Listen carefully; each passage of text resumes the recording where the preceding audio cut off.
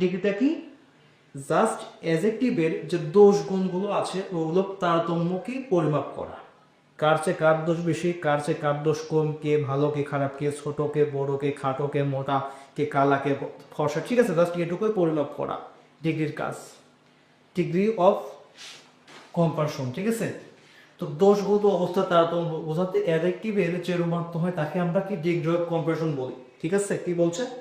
দোষ গুণ বা অবস্থা তারতম্য বোঝাতে, তারতম্য বলতে পরিমাপ করা বোঝায় আর ওইটা বলতে আমরা কি অ্যাডজেক্টিভের যে রূপান্তর হয় তাকে আমরা কি ডিগ্রি অফ কম্পারশন বলি, ঠিক আছে? তো ডিগ্রি হলো তিন প্রকার, কি? Positive, comparative, superlative. মনে রাখবা কি?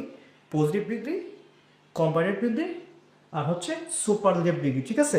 ফার্স্ট মনে রাখবা। এখন আমাদের কাজ হচ্ছে জানতে হবে যে এগুলো কাকে বলে।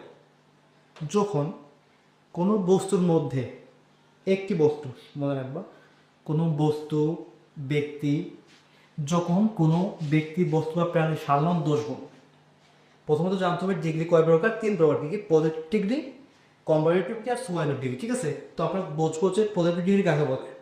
মনে রাখবা যে অ্যাডজেক্টিভ যখন কোনো ব্যক্তি, বস্তু বা প্রাণীর সাধারণ দোষ গুণ, অবস্থার সংখ্যা বা পরিমাপ বোঝায় তখন তাকে পজিটিভ ডিগ্রি বলে। সাধারণত মানে কোনো ব্যক্তির দোষ গুণ বোঝাতে পারে, কোনো ব্যক্তি, বস্তু বা